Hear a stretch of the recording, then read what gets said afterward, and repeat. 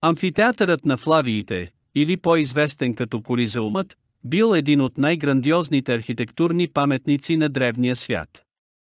Построен през първи век от новата ера, се запомнил като място за кървави спортове, в които участие вземали гладиатори и диви животни. Това била една от най-добре запазените и най-емблематичните структури от Древен Рим, която останала паметник на една от най-влиятелните династии на Римската империя, но и чудо на архитектурата и инженерството. Моля, абонирайте се за канала, като натиснете камбанката подолу. След като Веспасиан от династията на Флавиите, която включвала синовете му Тит и Домициан, станал римски император през 69-та година след новата ера, той започнал строителна програма за възстановяване на Рим, който бил опустошен от пожар, чума и гражданска война.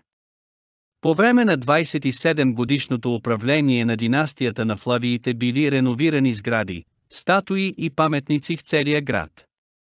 През 70-та година след новата ера Веспасиан наредил изграждането на новия амфитеатър в центъра на града, финансиран с плячката от римската обсада на Йерусалим по време на Първата еврейско-римска война, изработен основно от бетон, травертин и мрамор, камък и дървен материал. Колизеумът се издигал до 47 метра, приблизително височината на 15-етажна сграда, с капацитет за приблизително 50 000 до 80 000 души. Изграждането на Колизеума бил хитър начин династията на Флавиите да задоволи диктата на строгата социална иерархия на римското общество, казал Елкинс.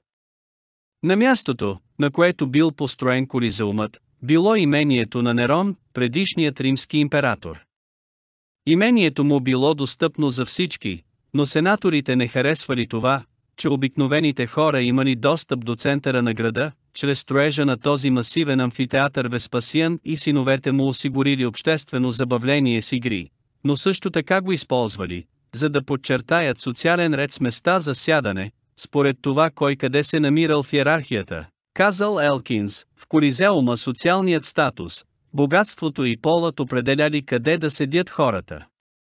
Най-хубавите места, най-близо до арената, били запазени за императора и сенаторите. Над тях седели бивши членове на кавалерията, които станали утвърдени търговци, занаятчии и бюрократи. По-нагоре седели останалите 95% от населението на Рим, жени, чужденци, бедняци и поробени, за да бъде по-добре организирано преминаването на потока от хора в цялата структура. Колизеумът имал цели 4 входа за политическите и религиозни лидери и 76 за обикновените граждани. Коридорите разделяли социалните групи една от друга, като не позволявали на зрителите да се движат свободно в структурата. Въпреки че местата за сядане не били еднакви за всички римски граждани, елипсовидната архитектура на Колизеума давала на всички видимост към арената. Най-голямата иновация в строежа на Колизеума било използването на бетон. Бетонната конструкция позволила изграждането на Колизеума, казал Елкинс. Според съвременните инженери Колизеумът съществувал след 2000 години заради здравата си бетонна основа.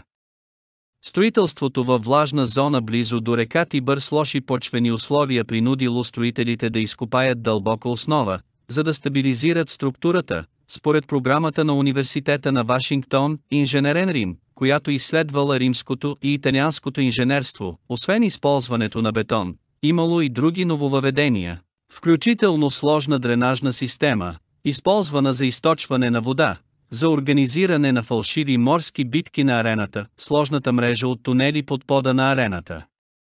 Наречена хипогеум, криела реквизити, декори и участници, когато не били на арената, въпреки че не било известно колко струвало построяването на Колизеума в древността. Много учени смятали, че Колизеумът бил частично финансиран с плячка, взета от римските войници по време на нападението на империята над Йерусалимския храм по време на Първата римско-еврейска война, приключила през 70-та година след Христа. За това се съдело от надпис в Колизеума: император Тит Цезар Веспасиан Август заповядал новият амфитеатър да бъде направен с приходите от продажбата от плячката. Освен че с Колизеума можело да се надникне към Древен Рим и неговата социална структура, сградата била и баща на всички съвременни спортни стадиони на открито. Използването на арки в Колизеума за поддържане на структурата, елиптичната форма и организационната система, използвана за контрол на влизането и излизането на феновете въз основа на местоположението на техните седалки, били основни елементи на повечето модерни стадиони. В Древен Рим повечето амфитеатри били построени като временни дървени конструкции за гладиаторски игри и други забавления. Най-ранният известен амфитеатър, построен за около 20 000 зрители, датирал от 80-та година преди новата ера в Помпей.